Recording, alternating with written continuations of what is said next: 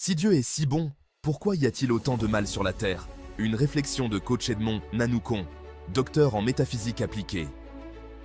Ces questions m'ont également longtemps torturé l'esprit.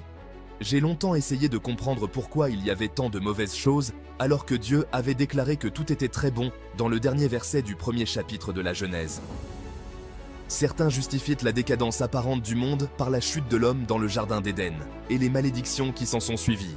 Mais jusque-là, la question demeure. Pourquoi l'homme et les animaux, le serpent en particulier, que Dieu avait déclaré bons sont-ils devenus rebelles et désobéissants?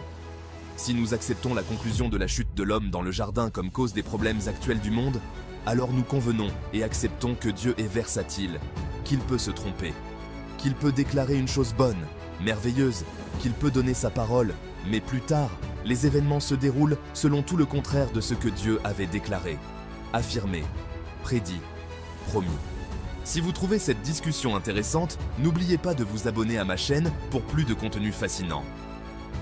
À côté de cette approche, nous avons la voie métaphysique de la vie, qui pour moi est la plus cohérente, même si elle peut être difficile à concevoir, voire difficile à accepter pour certaines personnes qui ont grandi dans la moule religieuse ou cartésienne, des idées arrêtées et figées.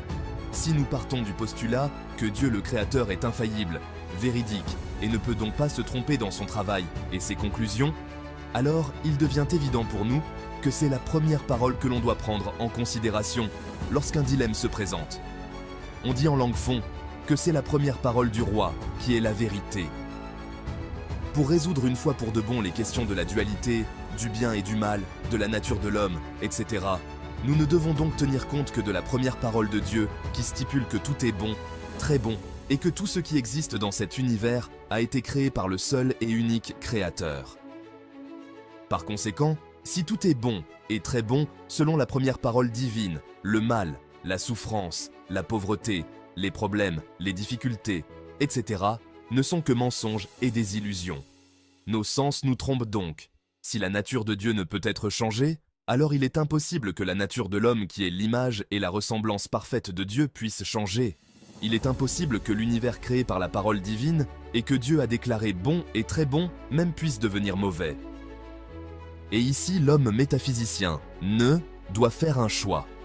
Ce choix consiste soit à accepter la permanence du bien originel et nier la vacuité du mal, du vice, et ainsi mener une vie prospère et comblée comme le prince dans le royaume du Créateur, ou alors se laisser aller à vivre les conséquences de l'acceptation de la réalité du mal. Voilà pourquoi je disais au début que seules quelques personnes ayant l'esprit ouvert peuvent accepter cette vérité métaphysique.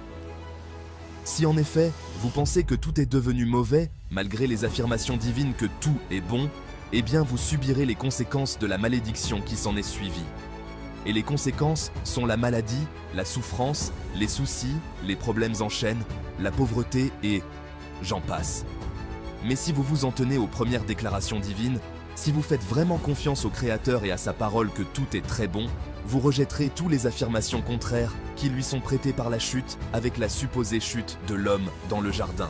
Et alors vos pensées seront pures, orientées vers le bien divin, la paix, l'harmonie, la santé, la richesse, le bonheur et toutes les bonnes choses de la vie qui sont inhérentes à la nature de Dieu. C'est aussi simple que cela, mais le carcan des dogmes religieux nous empêche de mener une réflexion simple et logique. Nous sommes perdus dans la dualité Dieu, diable, bien, mal, richesse, pauvreté, maladie, santé, amour, haine, etc. Mais souvenons-nous, nul ne peut servir 2 maîtres à la fois, nulle source d'eau ne peut être douce et amère à la fois, il ne peut y avoir lumière et obscurité au même endroit, une parole ne peut être vérité et mensonge à la fois, etc. Et qu'il te fait, soit fait selon ta foi. Si tu crois que le mal est réel, si tu penses au mal tout le temps, le mal sera invité à ta table, dans ta vie, et mangera avec toi. Si tu crois que tout ce que le Créateur a fait est bon, et durera à toujours, alors le bien sera à ta table, et t'apportera toutes les bonnes choses de la vie. Car l'homme est tel que sont ses pensées, et le bonheur est un choix individuel. La religion ne peut décider pour nous.